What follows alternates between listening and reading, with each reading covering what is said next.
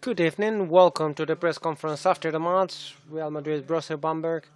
We are with a coach from the Brose, Andrea Trinchieri, who will perform an assessment of the match, and after that we'll have a set of questions. Please state your name and the company that you represent if you ask a question. Mr. Trinchieri, whenever you want.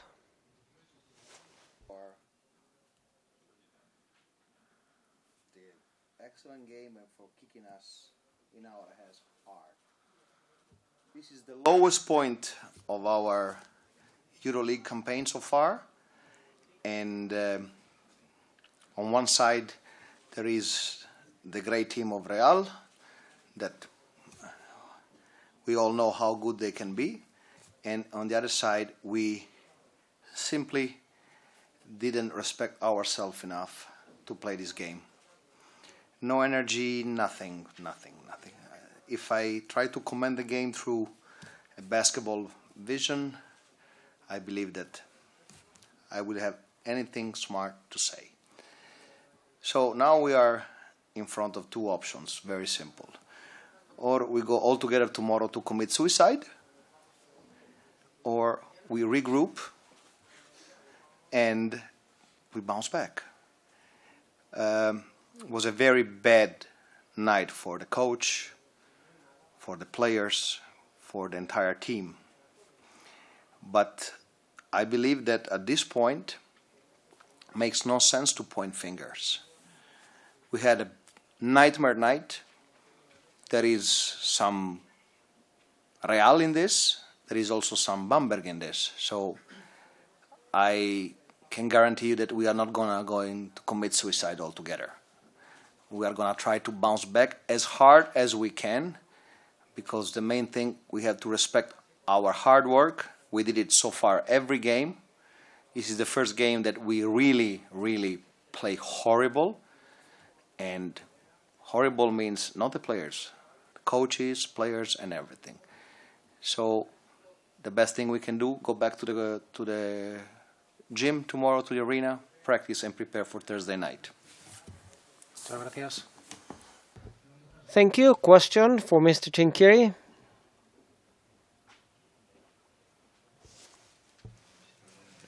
Good evening. Thomas Urtel being injured could be one of the keys, so it's so noticeable in the team. Thomas Urtel, yes. We have Urtel.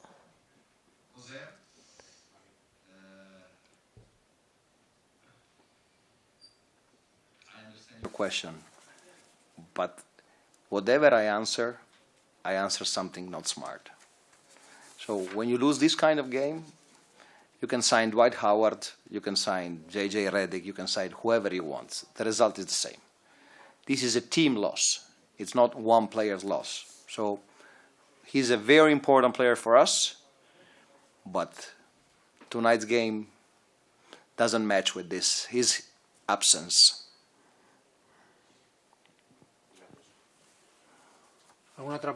Any further questions?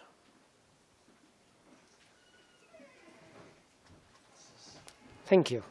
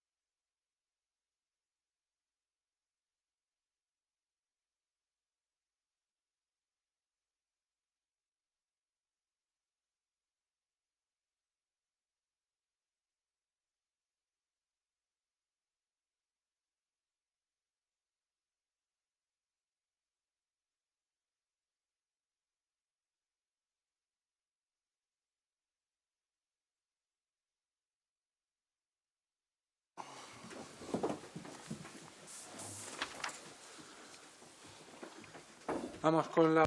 Let's go with the assessment from the match from the coach from Real Madrid, Pablo Lasso. Pablo, whenever you want. Good evening. First, to congratulate the guys for the winning. I think it was a match we worked quite well from the beginning. We were quite solid from the defensive point of view, answering every shot, and even some of the shots they did in the first quarter, we could have done something better, but being so solid in the rebound provided initiative and allowed us to play at the pace we wanted to against a team which does that quite well, controlling the pace that allows us to have the advantage. And I think it was key how we faced the third quarter, not to allow them back into the match after the work we did at the beginning. So I'm really happy with the win, and I'm really happy because we won a team that we were doing quite well in the EuroLeague, and it was going to be complex, and we solved it probably easier than we thought it could, thanks to the good job we did. Now we have to move ahead. 48 hours from now we will play in Belgrade against with a different work for sure. Questions for Pablo? David Fernandez, Real Madrid Television. Today was Trey Tompkins' comeback, and he did outstandingly, didn't he? He did. In general, it's difficult to highlight anyone because all of them did a good job, I believe. In the case of Trey, he came from the inactivity against with the problem he had against Panathinaikos, but he was solid. He scored. He provided an offensive reference, so I'm happy he's back, and I'm happy with everyone's work.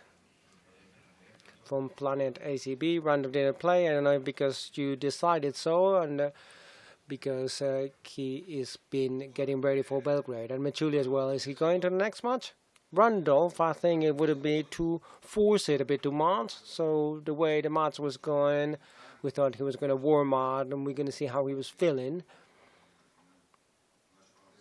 It was not necessary, and it would be absurd the way the match was going to have him in. Regarding Jonas, we'll see tomorrow. He's still a doubt. We don't want to take any chances with situations that could be more problematic in the future, so we'll try to let him recover, and if he is, he will come back. Otherwise, we'll have to rest, knowing that next week we have 2 competition matches. So that's it. These are things that happen. We have to accept it, and that's why we have a big roster and people who are able to take a step forward. For the third keeper, what do you ask 2017? Usually I ask what I always ask, health, which is the most important thing, and from health, everything else may come. But health is always the most important thing.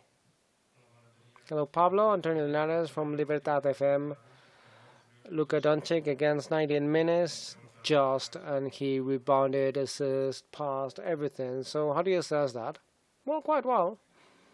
25th ranking in 19 minutes. There's not a lot to say. Numbers are really good, but as I usually say, that's not the only thing that guides me. I think he had a wonderful defense work at the beginning of the match with Nicholas, then he was with Miller, and then he changed. He was quite solid in the back. He did a lot of things in the court, so I think he broke quite well. Pablo Herrero, 24 segundos en blanco. How do you assess Drake and Taylor match? Because they may not be very good with numbers, but especially in the last few weeks, they're performing well. In the case of Taylor, if you look at the plus minus of the team, he's the best, meaning that he did many good things for the team. Probably a very important player for the MS thesis. We cancel him because of his job, so I think Jeff was quite well, and he had some rebounds, so he did quite well. And D as well. We knew it was important today because they had a lot of pick and roll and a lot of bouncing, and he's a good defender in those situations, so both of them were quite good.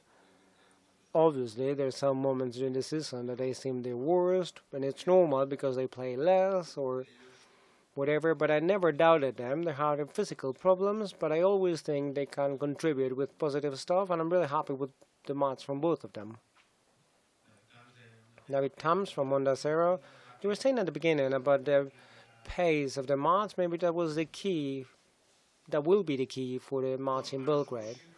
For us, the pace is very important always. To have a pace, it's based in many things. Our defensive work, rebound, not losing balls. We had a very bad match in that sense in Istanbul.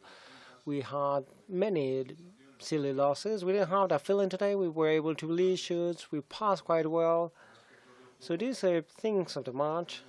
That the pace is like quite wide, but you have to look for it. Both teams try to have the pace they like better.